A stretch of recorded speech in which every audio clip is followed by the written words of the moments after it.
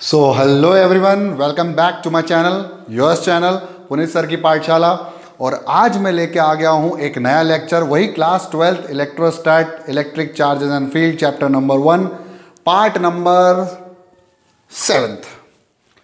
तो पिछले पार्ट में मैं आपको कुछ 2 क्वेश्चंस के साथ छोड़ के गया था होमवर्क में। आई होप आप लोगों ने होमवर्क किया होगा, ट्राई किया होगा। और आज मैं आपको प्रिंसिपल ऑफ सुपरपोजिशन बताने वाला हूँ। तो वीडियो को बहुत ध्यान से देखना, वीडियो पूरा देखना और नोट्स अपने बनाते चलें, कॉपी में ज़रूर नोट डाउन करते चलें। तो वीडियो स्टार्ट करते हैं और मैं आज फिर से वही 2 क्वेश्चन जो मैं छोड़ के गया था उनको डिस्कस करने वाला हूँ। ठीक है, तो सबसे पहला जो मैंने छोड़ा था क्वेश्चन नंबर 4 वो था a small sphere having a mass of 0.1 gram are suspended from a point by the thread 20 centimetre long. They are equally charged and repel each other to a distance of 24 centimetre. 24 centimetre तक उन लोगों ने एक दूसरे को repel किया और वहां पर वो फिक्स हो गए। What is the charge on each sphere?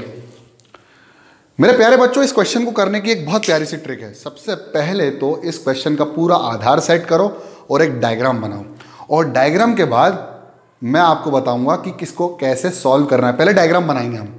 तो हम लोगों के पास एक थ्रेड है, थ्रेड से लटकी हुए 2 हमारे पास क्या है, स्फीयर। जब हमारे पास 2 स्फीयर है, एक ये है और एक ये है, दोनों का मास कितना है? मास दिया हुआ है m इज इक्वल टू 0.1 ग्राम। ध्यान रखना, ग्राम दिया हुआ है, इसको कन्वर्ट करना पड़ेगा ऐसा यूनिट में।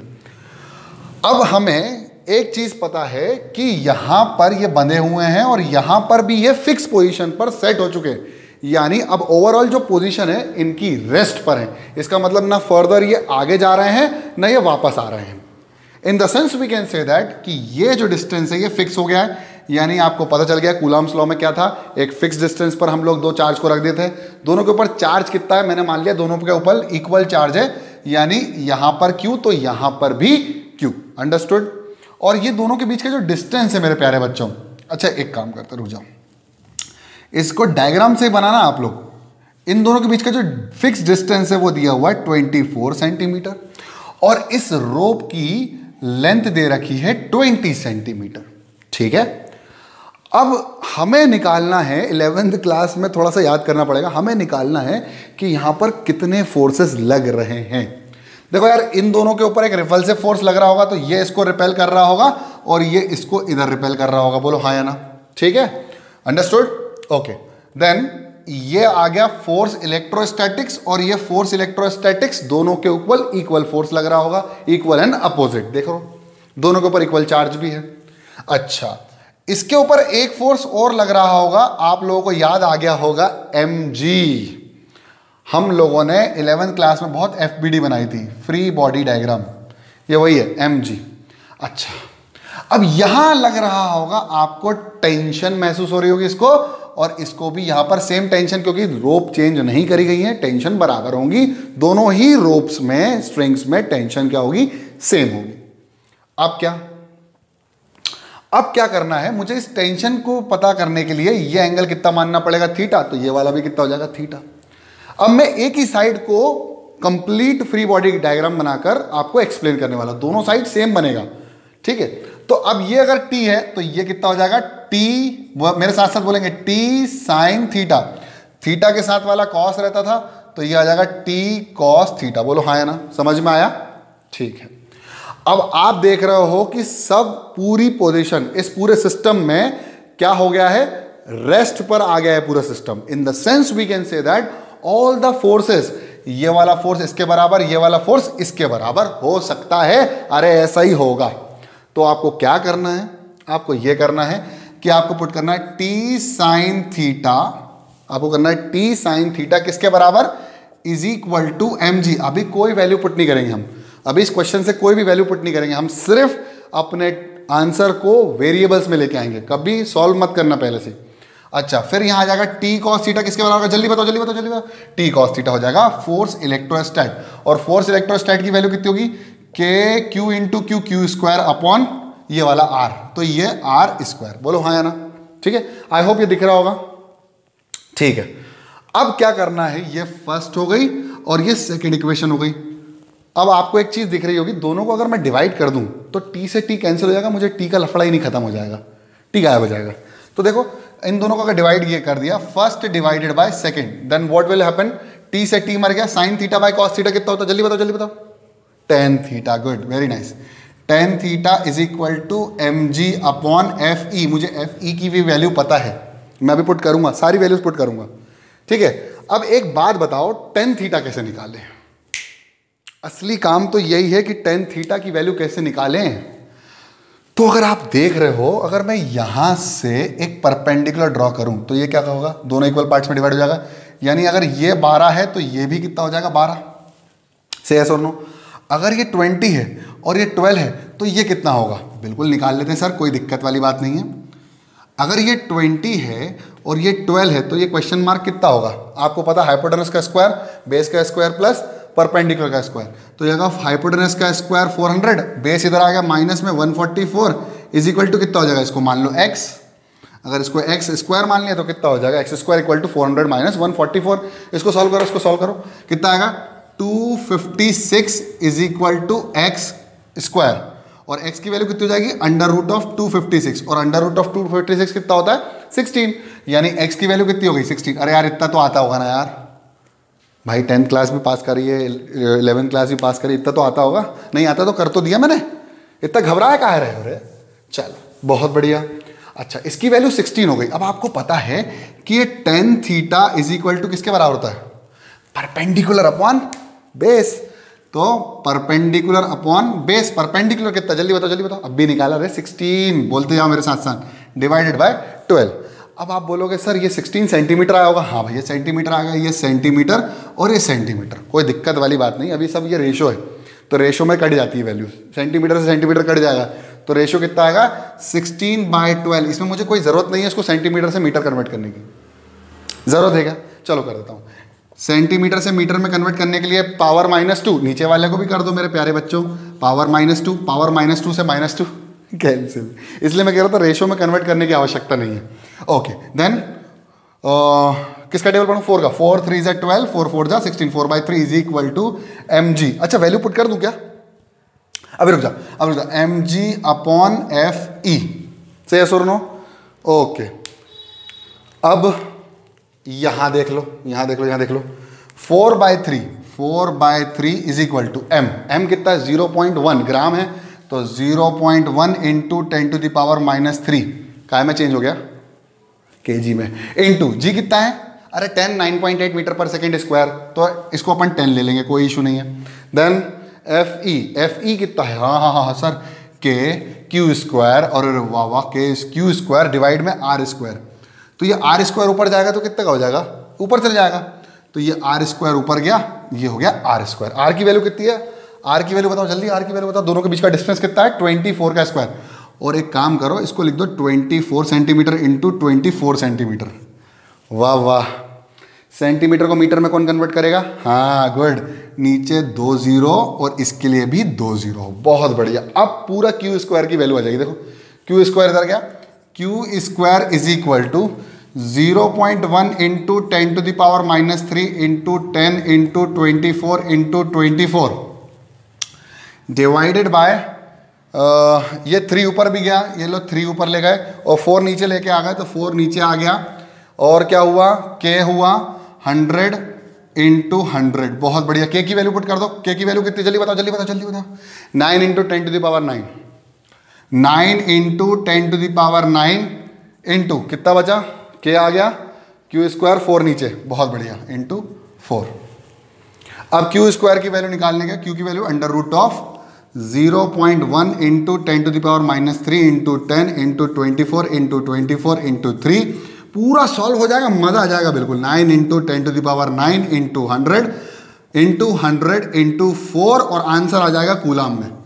अब मैं इसको सॉल्व करके नहीं बता रहा हूँ, ये काम आपके लिए है, आपको कमेंट बॉक्स में जो बच्चे सॉल्व कर रहे हैं इसको कमेंट बॉक्स में इसका आंसर मुझे शेयर करेंगे, ठीक है।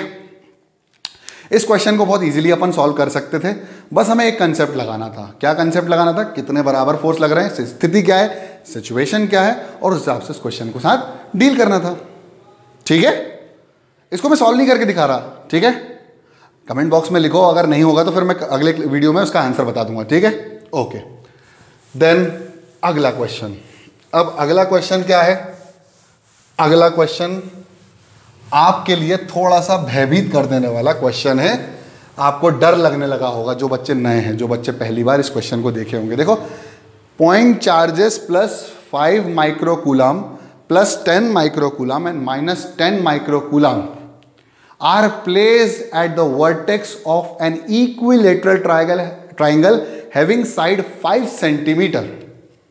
Find the net force by the two charges at A. Respectively भी लिखा होगा, obviously. Respectively नहीं लिखा क्या?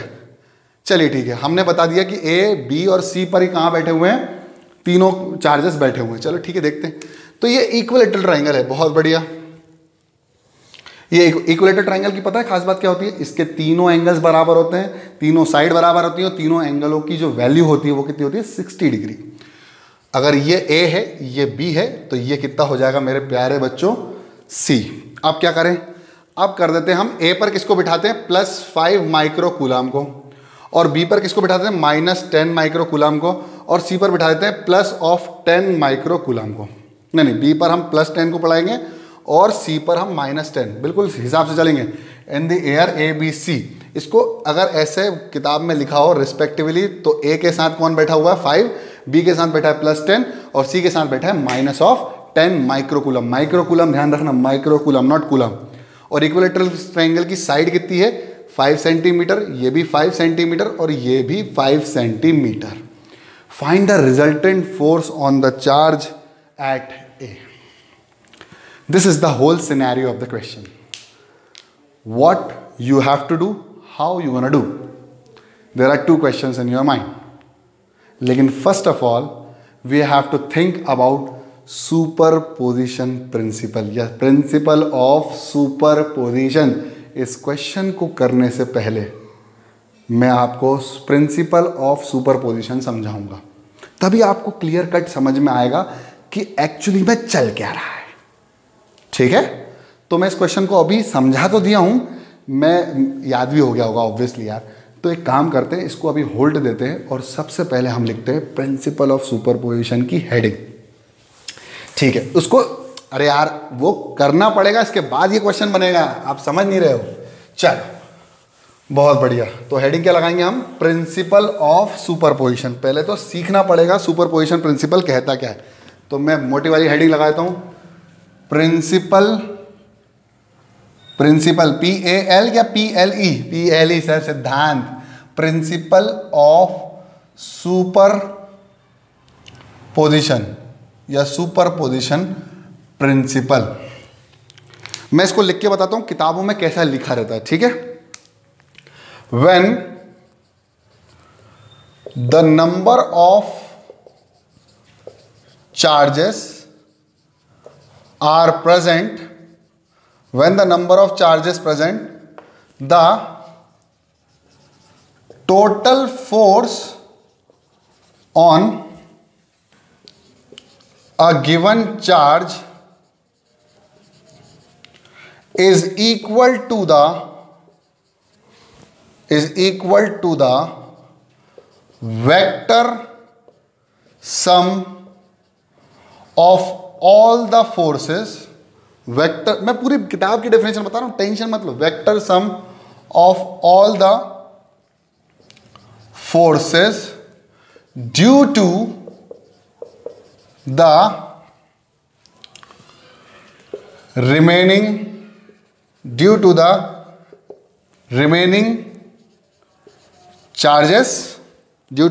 charges on the charge. जिस चार्ज के ऊपर की बात कर रहे थे वो चार्ज है, और बाकी जितने भी चार्जेस हैं उन सारे चार्जेस का रिमेनिंग फोर्स का वेक्टर एडिशन होता है उस पर्टिकुलर चार्ज के ऊपर फोर्स।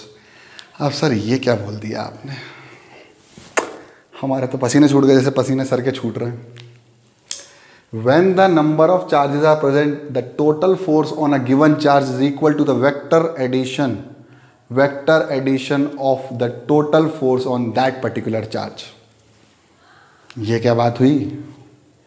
समझाता हूं, टेंशन मत लो, समझाता हूं, बिल्कुल डरो मत, पहले 2 बार पढ़ोगे नहीं समझ में आएगा, तीसरी बार पुनीत सर समझा देगा ना, टेंशन नहीं है। देखो अब अभी लिख लिया होगा मुझे पता है। अब देखो मजेदार चीज, अब पुनीत सर तुमको समझाएंगे, ठीक है। ध्यान से बिल्कुल ध्यान से। ये एक चार्ज बैठा हुआ था Q1, ठीक है, और ये किसी प्लेन पे दूसरा चार्ज बैठा हुआ था Q2। अभी तक हम केवल किसकी बात कर रहे थे? 2 चार्ज की। अब तीसरा खिलाड़ी भी आ गया, अब आएगा मजा। अब तीसरा खिलाड़ी भी आ गया। अब सुनो, समझो क्या कह रहा है, समझना। इसको मैं एक अपने लेवल पे समझाऊंगा, अपने तरीके से समझाऊंगा, टेंशन नहीं लेना। क्या ये दोनों एक दूसरे पर कुछ फोर्स लगाएंगे? हाँ सर बिल्कुल लगाते हैं। दोनों रिपल्सिव फोर्स लगाएंगे, दोनों पॉजिटिव है, एक दूसरे को भगाएंगे पीछे आगे पीछे। अच्छा, ये तीसरा चार्ज जो आया वो भी रिपल्सिव फोर्स लगाएगा इसके ऊपर, ठीक है।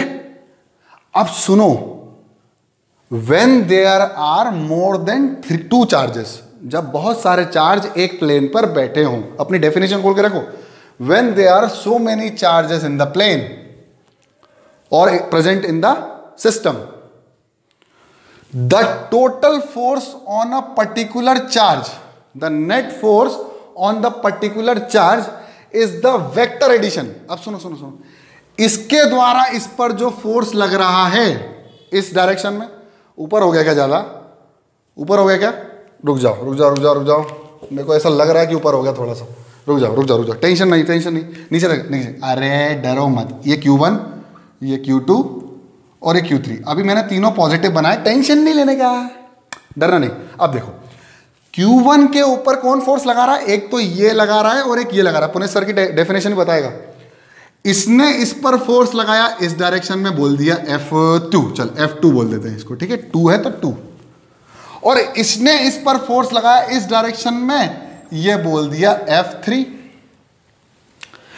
एक पर्टिकुलर चार्ज के ऊपर जो नेट फोर्स होगा वो बाकी चार्जों की वजह से जो फोर्स लग रहा होगा उनका वेक्टर एडिशन होगा। अरे सर मजा आ गया, आया समझ में? थीटा है तो रिजल्टेंट फोर्स कितना होगा सर? रिजल्टेंट फोर्स होगा √F1 square plus F2 square plus 2 F1 F2 cos theta. Theta is the angle between the 2 vector forces, या 2 फोर्सेस के बीच में, 2 फोर्सेस के बीच में जो एंगल बन रहा है वो है थीटा। यानी when there are so many charges present in a particular plane और a system, the net force on a particular charge is the vector addition, the net force is on the vector addition applied on the particular charge, vector addition of all the forces applied on the charge।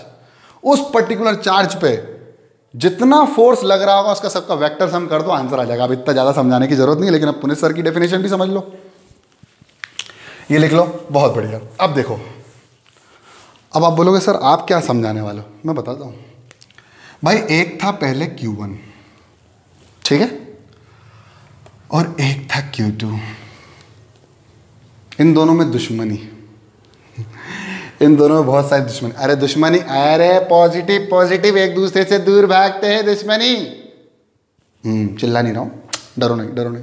अरे comment में कुछ मत लिखना। इन दोनों की दुश्मनी, ठीक है, तो ये दोनों एक दूसरे से दूर भागते थे। तीसरा खिलाड़ी आया मैदान में, -Q3।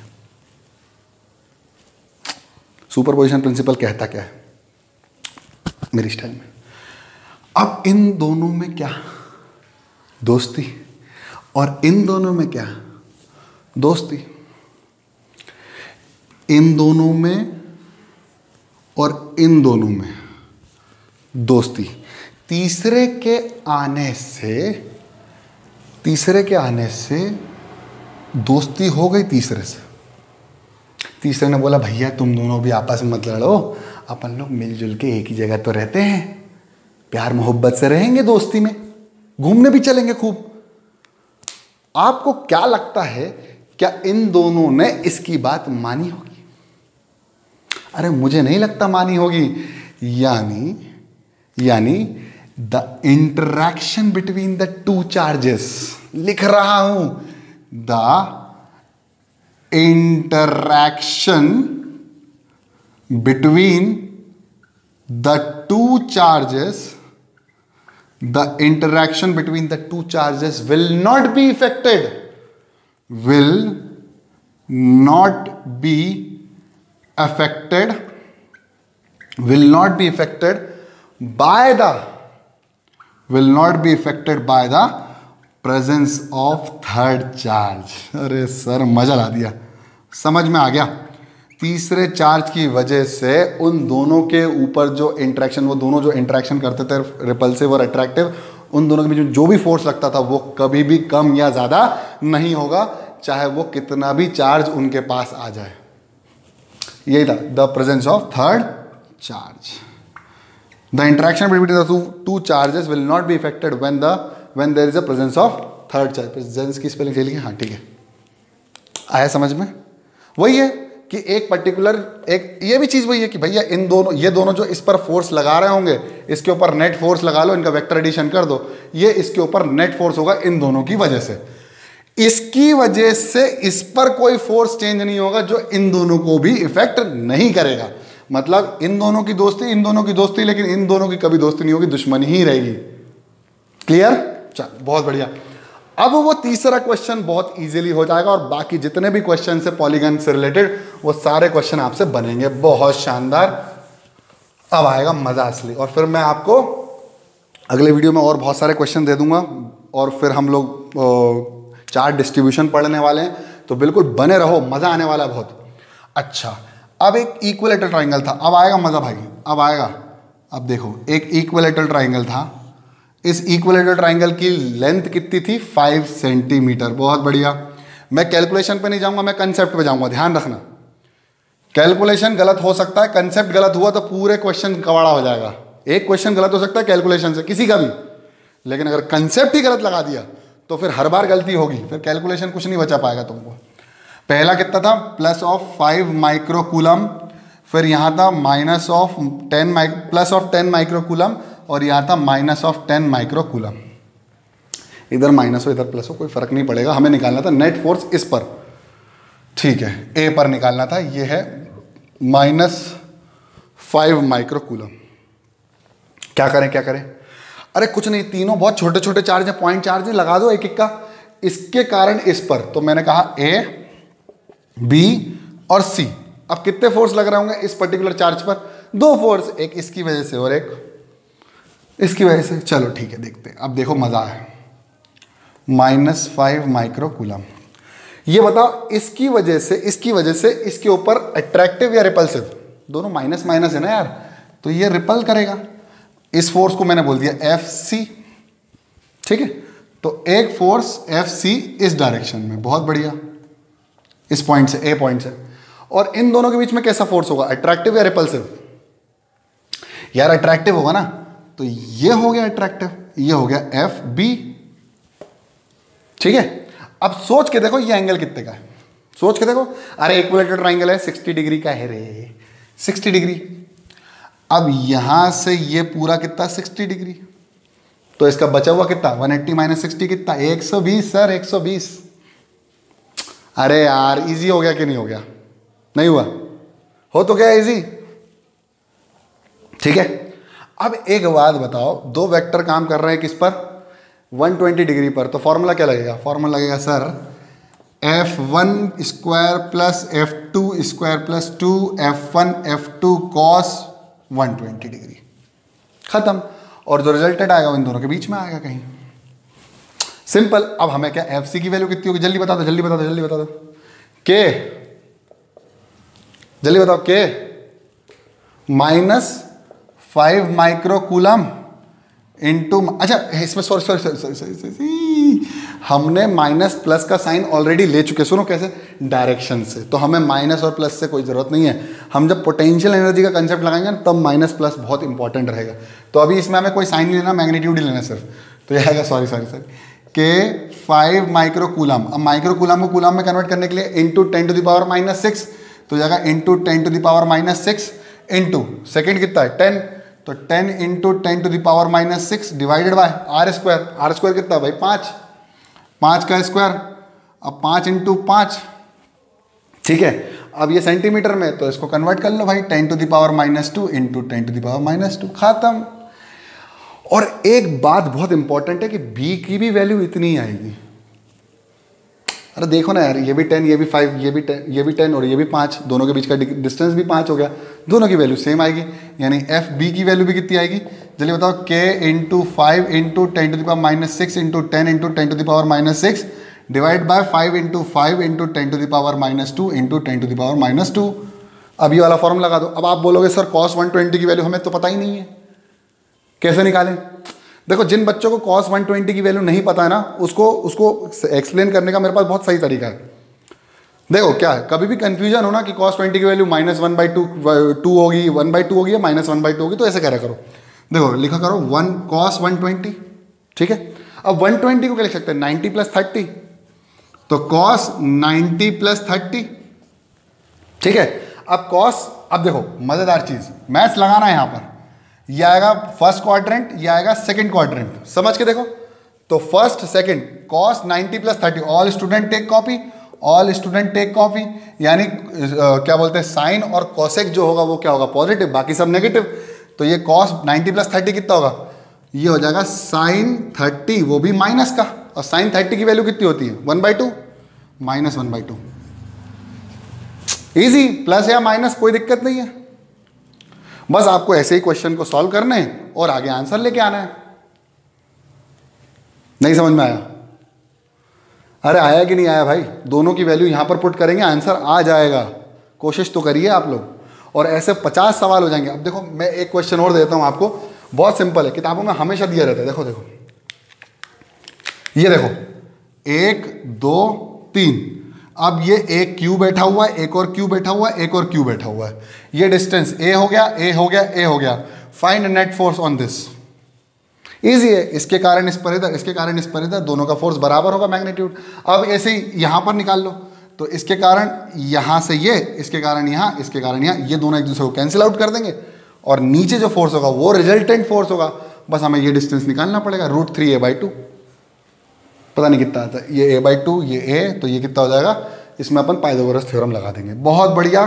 सुपरपोजिशन प्रिंसिपल ने हमें ये चीज सिखा दी कि जब पॉइंट चार्जेस एक नहीं, दो नहीं, दो से ज्यादा हो तो क्या होता है, और कैसे सॉल्व करना पड़ता है, कुछ नहीं, उस पर्टिकुलर चार्ज पर क्या कर दो, जितने भी फोर्स लग रहे हैं उनका वेक्टर एडिशन निकाल लो, आंसर सॉल्व हो जाएगा। वेक्टर एडिशन का फॉर्मूला आपको पता ही है, √F1 + F2, F1 का स्क्वायर + F2 का square + 2 F1 F2 cos theta. और अगर cos थीटा की वैल्यू थोड़ी सी ऐसी आ रही जो नहीं निकाल पा रहा, तो मैंने वो भी सिखा दिया आपको मैथमेटिक्स लगा के। तो इस वीडियो को मैं यहीं एंड करूंगा, और आई होप आप लोगों को सुपरपोजिशन प्रिंसिपल समझ में आया होगा। और अगर समझ में आया, अच्छा लगा वीडियो, लेक्चर अच्छा लगा तो लाइक करो, नए हो तो सब्सक्राइब करो। और एक ही चीज़ बोलता हूं मैं तो हमेशा, पढ़ते रहो, पढ़ते रहो। जय हिंद।